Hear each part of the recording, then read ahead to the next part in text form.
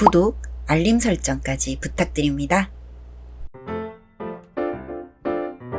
오늘도 우리 사는 이야기 찾아주셔서 감사합니다. 사연자분이 보내주신 이야기 시작해볼게요. 안녕하세요. 왕관을 쓰려면 그 무게를 견디라는 말을 들어보신 적 있으신가요? 뱁새가 황새 쫓아가다 다리가 찢어진다는 말은요. 제가 딱 그 모양새를 갖고 있습니다. 저는 작은 중소기업에서 일하고 있고 지금의 와이프는 술자리에서 헌팅으로 만나게 되었어요. 길지 않는 연애를 하던 중 저에게 새 생명이 찾아오게 되었습니다. 아내는 무척이나 당황스럽다는 듯이 울기 시작했어요.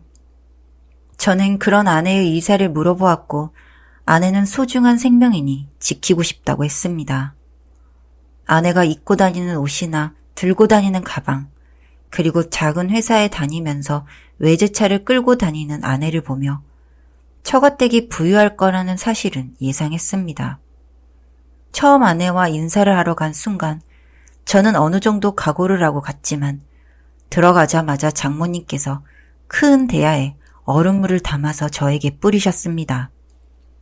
나가 어디 내 새끼한테 그런 짓을 해놓고 뻔뻔하게. 장모님 죄송합니다. 하지만 저희 책임질 준비가 되어 있습니다. 누구더러 장모라는 거야? 난 당신 같은 사이 둔 적 없어. 애는 낳아서 우리가 키우면 되니 썩 물러가게. 어머님, 제 이야기 좀 들어주세요. 이야기 들을 것도 없다니까. 그때가 겨울이었는데 정말 하루도 빠짐없이 아내의 집 앞에 찾아가서 무릎을 꿇고 설득을 했습니다. 거의 2주 정도 지났을 무렵 장인어른께서 집 안으로 들어오라고 했고 저에게 어떻게 할 생각이냐고 물어보셨습니다.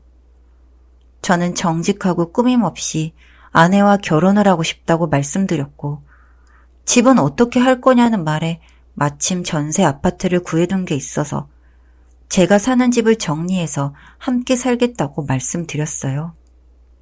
옆에 계시던 장모님은 혀를 끌끌 차면서 그런 코딱지만한 데서 세 식구가 어떻게 사냐고 투덜거리셨고 와이프는 옆에서 그런 집도 괜찮다며 이야기를 했습니다. 말씀을 끝으로 장인어른께서 저에게 아무것도 준비하지 않아도 되니 몸만 들어오라고 하셨고 세상에 공짜는 없다고 말씀하셨습니다. 저는 그 말을 아내와 아이를 잘 보살피라는 뜻으로 듣고 알겠다고 잘하는 남편과 아내가 되겠다고 약속드렸고요. 얼마 뒤 저는 처가댁으로부터 결혼식 날짜와 결혼식장 그리고 신혼집까지 받게 되었어요.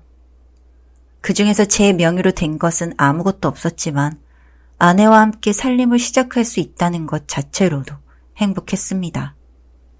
저희 부모님께서도 늘 처가댁에 미안한 마음을 갖고 계셨기 때문에 처가댁에서 혼자 정한 결혼식 일정에 맞게 움직이면서도 투정 한마디 없으셨습니다. 결혼을 하고 나서부터 저는 장인어른이 한 말을 알게 되었습니다. 저는 결혼식 이후 장인어른 장모님의 지인들과 만남 자리에 자주 불려다녔어요. 자네가 그 귀한 딸이랑 결혼한 왕자님이라지? 하하, 왕자는 무슨 우리 사이도 대기업 영구직 직원이라니까. 에이, 그래도 월급쟁일 뿐이지 않나. 요즘 같은 시대에 안정적인 직장이 있다는 게 얼마나 좋은지 모르지. 계속 해외 지사에 있다가 이제야 한국에 들어왔다더군. 오, 그럼 해외 어디 부서? 러시아 연구소라고 들은 것 같은데 결혼을 하려고 부서 이동까지 했다니 얼마나 기특해. 완전 사랑꾼 사이로구만. 집도 턱하니 서울 한복판에 집도 해오고 우리 집 가전도 다 바꿔줬다네. 이야, 크게 했네. 사돈 댁은 어때? 크게 사업을 하시는 모양이야. 딱이지. 이런 거짓말을 뻔뻔히 할 수 있었던 건 처가댁, 그러니까 아내가 저에게 회사에 관련된 정보나 간단한 러시아어, 그리고 저희 집은 섬유 쪽 사업을 한다고 입을 다 맞춰두었기 때문입니다. 물론 처가댁의 돈으로 호의호식하며 결혼을 하기는 했지만 저라는 존재 자체를 흠이라고 여기는 처가댁을 보고 있으니 마음이 불편했고, 특히 떳떳하게 저를 잘 키워주신 부모님의 존재를 거짓말해야 한다는 게 가장 마음이 불편했습니다. 결혼 생활을 하며 가장 많이 생각난 부분은 결혼은 끼리끼리 한다는 게 맞는 말인 것 같다는 부분이었습니다. 그렇게 약속이 끝나고 집으로 가거나 처가댁에 들리면 꼭 저에게 없는 티를 낸다, 천하다, 몸을 함부로 놀렸다, 그런 말을 흘리듯 많이 하세요. 정말 아이만 아니었다면 당장이라도 인연을 끊고 싶었지만 태교를 하고 있는 아내를 보고 있자니 또 한 번 참게 되더라고요. 저희 아내는 저희 집에 결혼식 이후 한 번도 간 적이 없습니다.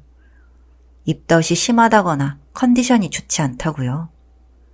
처가댁의 인사치레 덕분에 저도 오지랖 넓은 아는 형님이 생기게 되었고 종종 유부남의 애환을 이야기하며 커피를 마시기도 했습니다. 그분은 배우자분이 형편이 비슷한 분이었는지 저희가 일반적으로 생각하는 가정과 비슷한 느낌이었고 저에게 어떻게 그렇게 처가댁에 잘할 수 있냐고 하면서 애처가의 사랑꾼이라며 칭찬을 해주는데 그 또한 가시방석 같았습니다.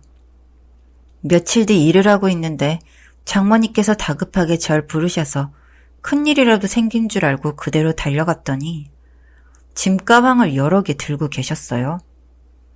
장모님, 이게 다 뭐예요? 어휴, 아무 소리 말고 이거나 좀 들고 따라오게. 네? 어디 가세요? 자네는 내가 사준 정장이 몇 벌인데 옷을 아직도 그렇게 추레하게 입고 다니나? 죄송합니다. 그렇게 시어머님을 따라 도착한 곳은 어느 사모님들이 모여있는 자리였습니다. 반갑게 인사를 나누고서는 제가 들고 있던 명품들을 옆자리에 두게 시키더라고요. 그래서 가볍게 인사를 하고 가방을 옆에 두고 있는데 장모님이 말씀하셨습니다. 아, 박서방, 됐다는데 뭘 이렇게까지 가져다 주고 그래. 나 다 놀고 연락할 테니 이제 일 보러 가요. 당황했지만 조금 있다 다시 오겠다고 말씀을 드리고 돌아서 나가는데 뒤에서 장모님이 사이가 다 사준 거라고 하면서 지금도 볼일 보러 가던 중에 잠시 짬내서 만난 거라고 자랑을 하고 주변 분들은 결혼 참 잘 시켰다며 칭찬을 했습니다. 다행인 건지 장모님은 다시 저를 부르시진 않으셨고 혼자 집에서 소주를 마시고 있으니 저는 그냥 이 집의 허수아비 같은 느낌이었어요. 아내도 막상 결혼을 하고 나니 더 이상 사랑도 느껴지지 않고요. 아내는 늘 필라테스니 뭐니 하며 외출이 잦아서 집에 가도 늘 혼자였습니다. 그리고 아내가 출산을 했습니다. 출산 이후 저희 집에 정말 예상치도 못한 사람이 왔는데 그 사람이 바로 아내의 사촌 오빠라고 해요. 사촌 오빠를 결혼식 때 스치듯 봤겠지만 기억에 날 리가 없었고 차를 대접해드리니 저에게 대뜸 지금 생활이 어떻냐고 묻기에 좋다고 대답했습니다. 어찌 되었건 저희 사이에서 예쁜 딸아이도 태어났고 제가 아빠가 되었으니까요. 두 사람은 한참을 망설이더니 사실은 두 사람이 예전부터 만나던 사이였고 아이의 아빠가 사촌이라고 하더라고요. 이렇게 계속 연인관계로 지내고 싶은데 가족들은 결혼을 하고 평범하게 지내길 바래서 저와 결혼을 한 거래요. 그러면서 저에게 돈을 줄 테니 두 사람의 만남을 방해하지 말아달라고 했습니다. 사촌 오빠라는 사람은 이미 모든 사실을 알고 있는 아내와 만나 결혼을 했고 쇼윈도 부부로서의 삶을 살고 있다고요. 귀를 의심했지만 분명히 맞는 말이었습니다. 대내외적으로 알려지면 곤란하니 서로 배우자의 혈액형만 맞춰서 결혼하면 아이의 아빠가 누구인지 알기도 쉽지 않았을 테니까요. 저에게 큰 돈을 준다고 했지만 이게 무슨 개소리인가 싶어서 그 자리를 박차고 나왔습니다. 제가 돈이 조금 급하게 필요한 상황이 맞긴 했지만 그렇다고 그런 인형놀이에 놀아날 만큼 바보는 아니었어요. 저는 그날 바로 이혼을 하겠다고 했고 처가댁에 가서도 모든 사실을 말했습니다. 장모님, 장인어른 둘 다 못 믿는다는 눈치였고 아내는 눈물을 뚝뚝 흘리며 저를 노려보고 있었습니다.